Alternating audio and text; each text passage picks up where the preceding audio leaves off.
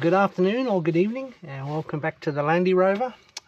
We've got a bit of a simple job today, hopefully. Who knows, these things may be simple, they may not be simple, we'll find out.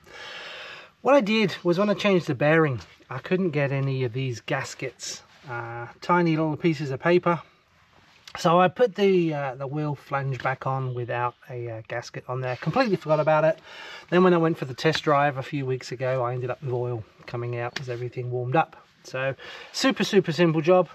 We're going to undo these bolts and we're going to install one of these gaskets on each side at the back. So yeah, if you're driving along and you start getting sort of spray patterns of oil, it could be that your gasket in here is dying and it's time to repair your leak with a piece of paper. In summary is what it is. So I'm going to undo all these bolts. There's not that many, and then we'll replace the gasket. So still undoing these bolts, and with the magic of IT, I'll speed up this part so you don't have to sit there watching me undo all of them, because that really will not be exciting to watch.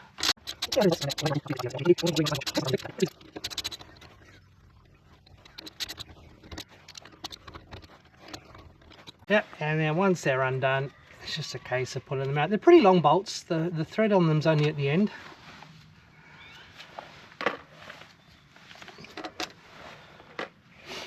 They do have like a spring washer or a split washer on them as well, just to hold them in place. Try not to lose those, which I always seem to do.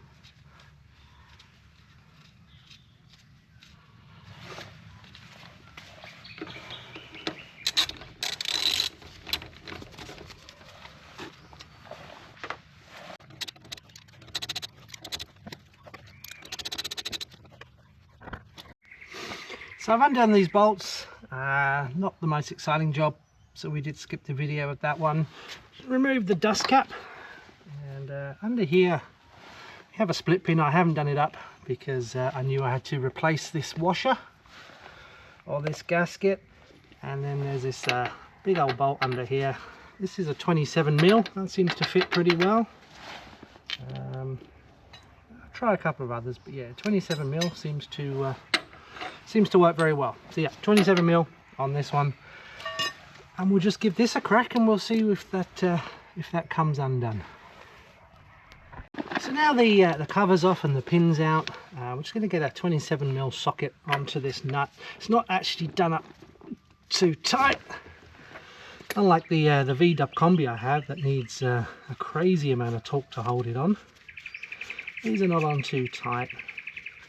Can't remember the exact number, but there is a number. And now in theory, and that is theory, we undo this last bolt, this whole assembly should in theory move forward. There we go. Now this whole axle actually removes, which is a good way to look at it. They should be clean. This one's a bit pitted.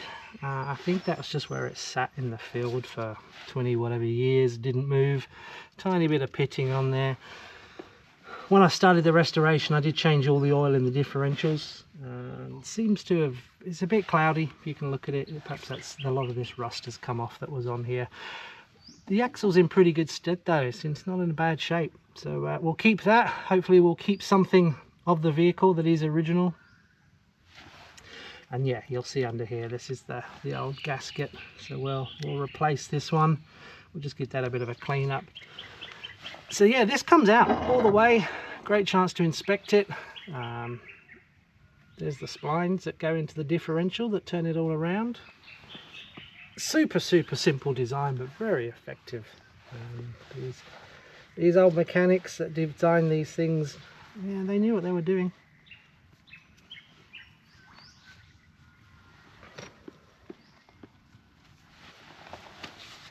I'm wearing gloves for once. There is a lot of oil and greasy, slimy stuff in here. This is all pretty clean. There's no other old bits of gasket on there.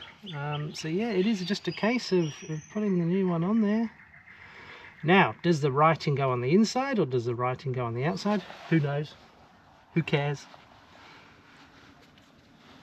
And we'll pick up this old girl again. Slide her back in.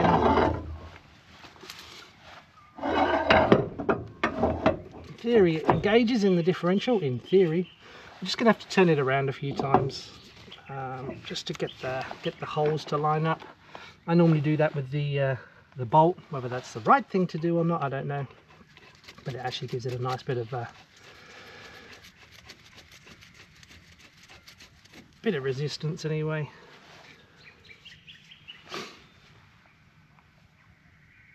Actually, do you need to take that bolt off? I don't know. I doubt it, actually.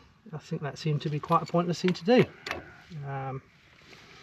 Yeah, possibly. Anyway, I'm going to line the lines up, the holes up, and then we'll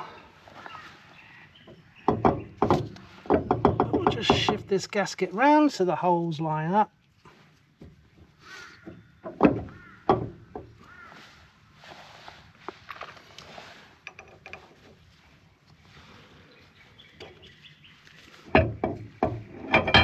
Alright, perhaps it's easier to put the gasket on this side and not the other side and just poke a couple of bolts through to hold it in place. That's a better idea. Ignore what I said. Put the gasket on this side, stick in a couple of bolts and it holds it in place. There we go, we live and learn.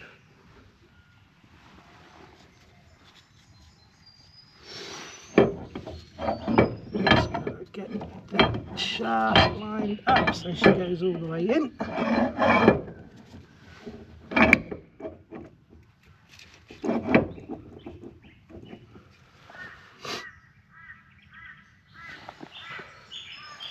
Now I might need to just give it a twist on the nut. There we go.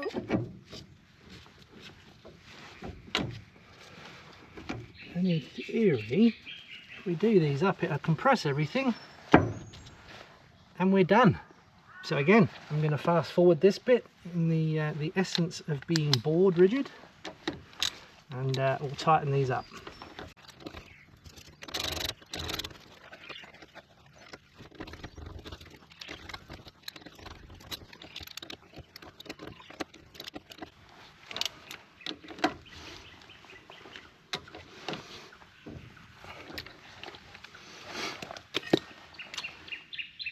And I didn't actually need to undo this, so just going to do it back up again. I'll get the torque specification out of the book shortly. But for now, we're just going to do it up like that. And then put the split pin back in. You don't need to undo this. That obviously takes the whole flange off the shaft or the axle or whatever it's called, drive shaft, axle something anyway. Just use that to turn the hub or the flange or whatever it's called, the thingy, just to get it lined up. So yeah, nice and easy. Don't need to undo that one. That's one less step. Ignore that bit. So I put this nut on. Didn't need to take it off. Split pins back in. I've actually split it this time because we're not doing anything else. You can actually see a tiny bit of the gasket just hanging over. So it is actually on pretty well. Put the old dust cup back on. Needs persuading with a hammer that. Then we're done. In theory, I've just got one more to do the other side because I didn't replace that one and that was leaking as well. Exactly the same process. Don't need to undo the great big castle nut underneath, which is pretty handy. So just undo these, pry her off, take the whole shaft out, clean it up, put the new one of those on, put it back in. Handbrake does need to be disengaged and not in gear. Makes it a lot easier to turn this to line up. And that's it. Super simple. That's how to fix a wheel leak with a piece of paper that costs 50 cents. Well, I did pick these up in the UK on a recent trip and they cost me 10 pence. So 20 cents in the UK, 50 cents here, no postage. Anyway, if you find these videos useful, please do hit subscribe. We've got quite a few more coming as we get this old girl back on the road. She's pretty ready. She's almost getting ready to go. Just got to secure the exhaust pipe, do a few more things. We've also got a website, thelandyrover.com, which has got lots of pictures and some updates of things we're doing. We've also got links to the video, and we're going to put a few of our adventures on there. When we start hitting the road, we're going to try and go up the beach, and then hopefully a few more trips around Southeast Australia. So that's it. Bit of a tidy to do on these wheels to get all the oil off from where it all leaked, but that's it. Thank you very much for watching. Enjoy.